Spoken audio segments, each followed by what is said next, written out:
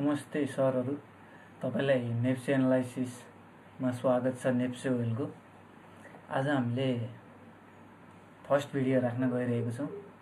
यसमा चाहिँ मैले नेप्सेको टोटल मुभमेन्टहरू कस्तो हुँदैछ र कहाँ कहाँसम्म जान सक्नेछ, अनि अरू इन्डेक्सहरू साथै ब्याङ्किङ इन्डेक्स, फाइनेन्स इन्डेक्स अनि त्यसपछि हाइड्रो पावर इन्डेक्सलाई एनालाइसिस गरेर हेर्नेवाला छौँ।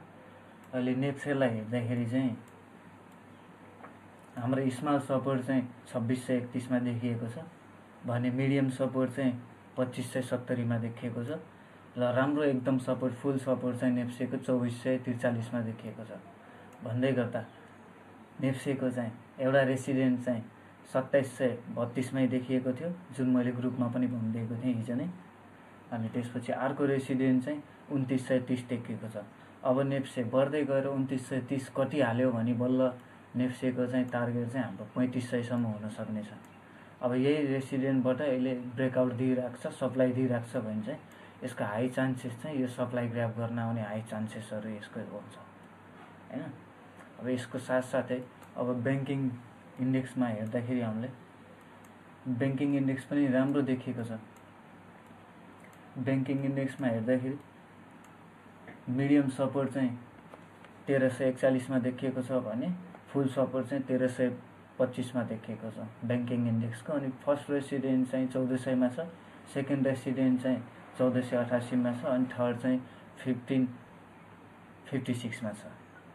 यो भन्दै गर्दा नेप्सेलाई पनि हेरौँ। नेप्सेले पनि यहाँ स्मल सपोर्ट जोनमा चाहिँ धानिन सक्ने सम्भावना चाहिँ ब्याङ्किङले पनि देखाउँछ, किनकि ब्याङ्किङ यहाँसम्म आउँदाखेरि नेप्से पनि यहाँसम्म आउँदाखेरि यता धानिन सक्ने हाई प्रोबेबिलिटी हुन्छ हैन। नेप्से चाहिँ 2570 देखि 2531 सम्मको रेन्जमा चाहिँ धानिन सक्ने धेरै हाई चान्सेसहरू रहेको छ। अनि ब्याङ्किङ हेर्दै गर्दा ब्याङ्किङ पनि राम्रो देखिएको छ, सपोर्टतिर छ। अब रेसिडेन्ट फर्स्ट रेसिडेन्ट आउन खोजिसकेको छ। हेरौँ यसबाट भोल्युमले पनि हाई ब्रेक दिएको छ, हाई भोल्युमले पनि ब्रेकिङ दिएको छ। त्यसपछि फाइनेन्स इन्डेक्स हेर्दाखेरि छ, फाइनेन्स इन्डेक्स चाहिँ सबसे राम्रो इन्डेक्स चाहिँ फाइनेन्स इन्डेक्स देखिएको छ हाम्रो सेक्टरहरूमा चाहिँ, किनकि हामी एकदम सपोर्टको नजिकै नै छौँ फाइनेन्स इन्डेक्सको। अनि फाइनेन्स इन्डेक्सको चाहिँ टार्गेट चाहिँ धेरै पनि छ, यहाँ पनि छ, अझै माथि लगाए पनि यहाँ पनि छ। यहाँ पनि नजाला भन्न सकिन्न, एकचोटि गइसकेको ठाउँ हो, नजाला भन्न सकिँदैन हामीले यहाँ पनि हैन। हामीले 2728 हामीले 3788 नजाला भन्न पनि सकिँदैन। फाइनेन्स पनि इन्डेक्सलाई हेर्दा पनि राम्रो बाइ जोनमा पनि देखिन्छ फाइनेन्स इन्डेक्सहरू। फाइनेन्सभित्रका धेरै स्टक्सहरू बाइ जोनमा पनि पसिसकेका छन् होला, त्यसलाई हामीले बिस्तारै हेरिन्छ। त्यसपछि हाइड्रो पावर सेक्टर पनि एकदम राम्रो बुलिस देखिएको छ है। सबसे बुलिस चाहिँ नेप्सेमा चाहिँ हाइड्रो पावर सेक्टर नै देखिएको छ है। यसले यहाँको सप्लाई ग्र्याब गरिसकेपछि चाहिँ अनि राम्रो बुलिस सिग्नल देखाएको छ। यहाँबाट चाहिँ अलिकति सप्लाई फालेको देखिएको छ, तर यसको टार्गेट चाहिँ पहिलाको हाई नै मान्न सकिन्छ है। ओभरअलमा हेर्दाखेरि चाहिँ हामीले मार्केटलाई कसरी लिन सकिन्छ, हामीले नेप्सेको मार्केटलाई ओभरअलमा भन्दाखेरि चाहिँ है, यत्रो र्याली आएपछि, यत्रो ठुलो र्याली आएपछि अलिकति करेक्सन आउने सामान्य थियो हैन। करेक्सन आएपछि थोरै साइडवेज खेल्ने पनि त्यो सामान्य कुरै थियो हैन। अब त्यसपछि साइडवेज खेल्दै गएपछि फेरि बुल र्यालीमा जानको लागि सप्लाई ग्र्याब हुनुपर्छ। ट्रेडिङमा चाहिँ एउटा भनाइ भनिने गरिन्छ, there can not be a bull run without a supply grab भन्ने एउटा भनाइ छ ट्रेडिङमा। त्यो सप्लाई ग्र्याब चाहिँ धेरैचोटि हुनसक्छ हैन। यो सप्लाई ग्र्याब चाहिँ यहाँबाट भएको छ, यस्तो राम्रो सप्लाई ग्र्याब भएको छ। यहाँबाट सप्लाई ग्र्याब भएपछि नि यहाँ फालेको छ है। अब नेप्सेमा धेरै चिजहरू टेस्ट गर्न बाँकी नै छ हैन, धेरै चिजहरू टेस्टिङमा बाँकी नै छ। मैले चाहिँ यहाँ यो भिडियोमा चाहिँ मैले आफूले धेरैचोटि टेस्टिङ गरेर पनि अनि धेरैचोटि चाहिँ सक्सेस पाएको चिज चाहिँ मैले यहाँ तपाईँलाई देखाउन गइरहेको छु। फिबोनाची लेभलबाट हामीले सप्लाई ग्र्याब टेस्ट कसरी हेर्न सकिन्छ भने त्यो लेभल पनि बुझाउन सकिन्छ। एउटा सार्प फल आउँछ, एउटा सार्प फल आएपछि एउटा सानो मुभमेन्ट आउँछ है। त्यो मुभमेन्ट पछिको फेरि सप्लाई ग्र्याब नाप्न पनि हामीले सकिन्छ है। नेप्सेमा चाहिँ त्यो पनि सकिन्छ, अरू स्टकमा पनि सकिन्छ हैन, नेप्सेमा पनि सकिन्छ। यो चाहिँ कति मान्छेहरूको लागि चाहिँ नयाँ कुरा हुनसक्छ, त्यही भएर अलिकति अचम्म पनि लाग्न सक्छ, यस्तो पनि हुन्छ र भनेर। अनि तर अब मैले गरेर देखाएपछि चाहिँ बिस्तारै तपाईँलाई भरोसा हुँदै गर्छ। अनि लगभग 80% 90% ठाउँमा चाहिँ यसले काम गर्छ। तर हामीले यसलाई हेर्न जान्नुपर्छ कस्तो ठाउँबाट नाप्ने भनेर है। अब मैले यसलाई फिबोनाची लगाएर हेर्छु। फिबोनाची यहाँबाट लगाउँछु, यहाँसम्म लगाउँछु फिबोनाची लेभललाई चाहिँ मैले है। अब फिबोनाचीको सेटिङलाई चाहिँ मैले यहाँबाट चेन्ज गर्छु। फिबोनाचीको सेटिङलाई चाहिँ -0.25 मा लग्छु, 0.25 को सप्लाई ग्राफमा लग्छु हैन। अनि फेरि पनि सेटिङमा जान्छु। अब यसको चाहिँ हामीलाई ब्याकग्राउन्डको केही काम छैन साथीहरु, यसले रङ्गीचङ्गी मात्रै देखिन्छ। यसलाई चाहिँ रिभर्स गर्छु है। अब यस्तो गर्दाखेरि के देखिन्छ भन्दाखेरि यहाँ हेर्नुस् तपाईले ल, यस्तो गर्दाखेरि के देखिन्छ भन्दाखेरि -0.25 हाम्रो जुन रेन्जमा छ त्यो रेन्जबाट हाई प्रोबेबिलिटी सप्लाई ग्राफ गर्ने छ। यहाँनिर चाहिँ त्यही रेन्जबाट नै सप्लाई ग्राफ गरेर गएको छ हैन। अब फेरि बुल रन आयो, फेरि माथि गयो है। यसको सप्लाई ग्राफ हामीले टेस्ट गरियो। यसको सप्लाई ग्राफ टेस्ट गरेर सकिभएपछि फेरि हामीले नेप्सेमा फेरि माथिपट्टि हाईपट्टि आयो।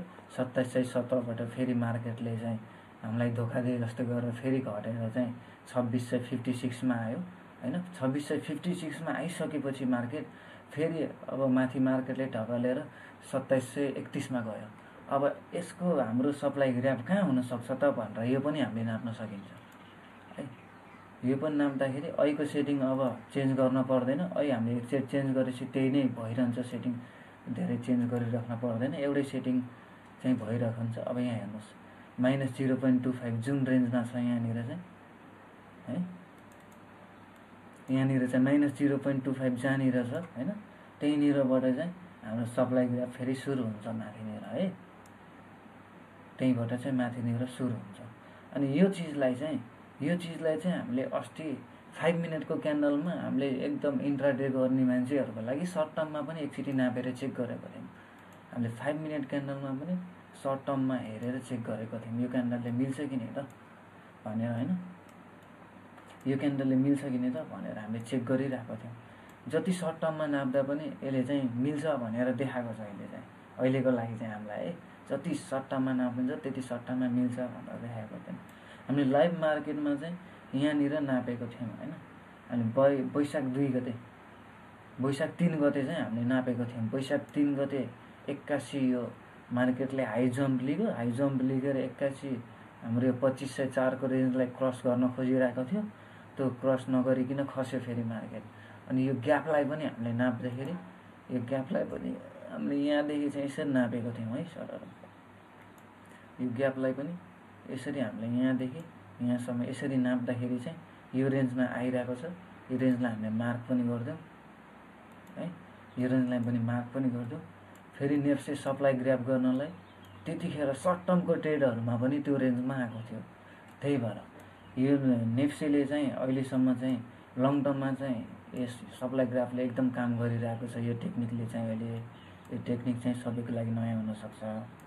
अनि त्यसपछि सर्ट टर्ममा पनि मैले लगाएर हेरिरहेको छु। धेरै ठाउँमा सर्ट टर्ममा पनि काम गरिरहेको हुन्छ है यो टेक्निकले चाहिँ। अब हामीले 30 मिनेटको क्यान्डलमा जाउँ फेरि पनि। मैले भन्ने गर्छु है, there can not be a bull run without a supply graph भनेर मैले जहिले पनि भन्ने गर्छु है। त्यही भएर सप्लाई ग्राफ हुनुपर्छ एउटा बुल रन हुनको लागि। अब यसरी हामीले नाप्दै गर्दाखेरि 30 मिनेटको क्यान्डलमा यसरी नापियो। अब नेप्सेलाई हामीले डेली क्यान्डलमा नापौँ न त सर सप्लाई ग्राफ भन्ने धेरैको मनमा चाहना पनि होला हैन। धेरैलाई डेली क्यान्डलमा नापेर हेरिहालौँ न त सर सप्लाई ग्राफ कहाँसम्म जान सक्छ त भनेर भन्नु पनि सक्नुहुन्छ है। ल हेर्नुहोस्,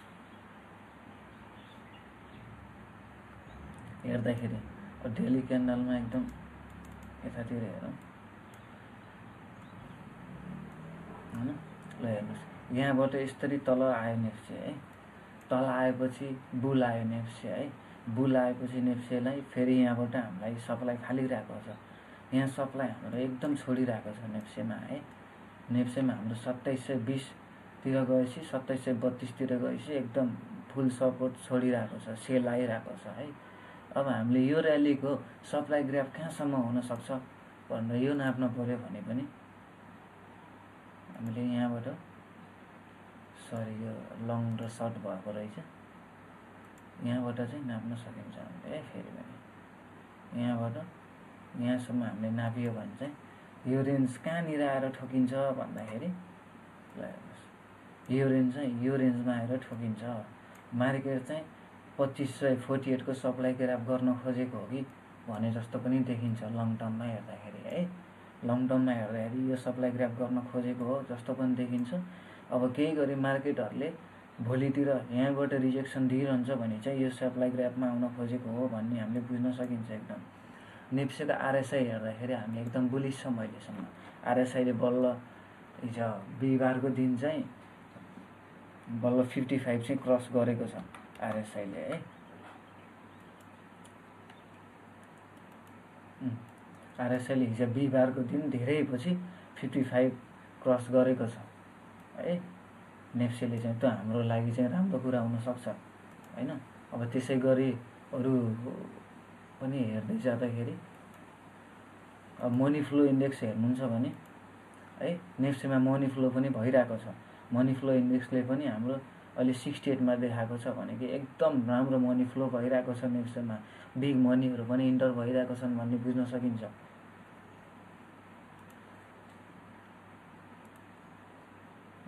अनि त्यसपछि विलियम फ्ल्याक्सेल्स चाहिँ मैले तपाईँहरूलाई यसको सेटिङ्सहरू चाहिँ भनिदिएको छैन। यस्तै विलियम फ्ल्याक्सेल्स तपाईँ लगाउनु भयो भने यस्तो देखाउँछ हेर्नुहोस्। यस्तो जथाभावी कता कता देखाउँछ कता कता देखाउँछ। तर यसलाई चाहिँ तपाईँले है यसलाई चाहिँ चेन्ज गर्नुपर्छ तपाईँले है। आफैले नै चेन्ज गर्ने यसलाई चाहिँ सेटिङ है। यसको सेटिङमा जानु, यसको पिरियडलाई चाहिँ 24 अथवा 25 गराइदिनुहोस् है।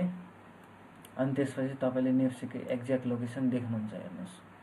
ठ्याक्क कहाँ गएर तपाईँलाई सेल भन्छ कहाँ गएर बाई भन्छ। अब यहाँ चाहिँ उल्टो देखाउँछ यसरी होइन। अब तपाईँले यसलाई पनि सेटिङमा चेन्ज गरेर मिलाउन चाहिँ सक्नुहुन्छ होइन। यो स्टाइललाई चाहिँ यो रातोलाई हरियो अनि हरियोलाई चाहिँ रातो है त यसरी मिलाउन सक्नुहुन्छ तपाईँले। यसरी मिलाउनु भयो भने तल बाई सिग्नल आउँछ, माथि सेल सिग्नल आउँछ। यो एकदम राम्रो तरिका हो हेर्ने, भ्यालु हेर्ने। यहाँनिर यसरी हेर्दाखेरि यहाँनिर बाई सिग्नल आएको थियो अनि यहाँ 2900 मा सेल सिग्नल आएको थियो नेप्सेमा है। यहाँनिर फेरि बाई सिग्नल आएको छैन। अब यो कटिहाल्यो भने यसलाई बाई सिग्नल हो भनेर बल्ल भन्न पनि मिल्छ हामीले। आजको लागि नेप्सेको एनालाइसिस यति नै थियो। नेप्से वेलसँग कनेक्सन राखिराख्नु होला। मैले टिकटकहरूमा भिडियो पनि राखिरहेको हुन्छु। मैले मार्केट यहीँ हुँदा नै रहेछु। अब यसले सोल्जर बनाउँछ अनि त्यसपछि अब को 2900 मा फस्नु भएको छ। अब यतातिर किन्नुहोस् तलतिर, माथितिर चाहिँ फाल्नु होला सोल्जरमा भनेर हेड एन्ड सोल्जर बनाउँछ भनेर राखेको थिएँ। हेड एन्ड सोल्जर धेरै प्रकारको हुन्छन् साथीहरू होइन। एकदम धेरै प्रकारको हेड एन्ड सोल्जरहरू हुन्छन्। त्यही भएर चाहिँ ख्याल गर्नु होला। अहिले पर्फेक्ट हेड एन्ड सोल्जर नै हो भन्न मिल्दैन, तर हेड एन्ड सोल्जर होइन भन्न पनि मिल्दैन है। त्यही भएर नेप्सेले चाहिँ अहिले हाई प्रोबेबिलिटी चाहिँ 2536 को सप्लाई ग्राफ गर्न आउन खोज्ने हाई प्रोबेबिलिटी छ होइन। मार्केटले चाहिँ केही गरी 2630 मा धानिन सक्छ भने बल्ल हाम्रो 2900 को टार्गेट ब्रेक गर्न जान सक्ने क्षमता मार्केटमा रहन्छ।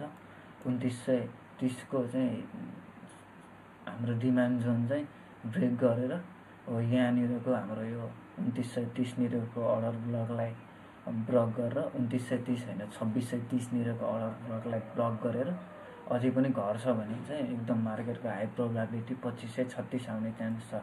2536 मा पनि धान्दैन भने नेप्सेको मेन सपोर्ट चाहिँ यहाँनिर गराएर हिँडेको थियो नेप्सेले, यहाँ आउने पनि चान्सहरू हुनसक्छ है। आजको लागि यति नै।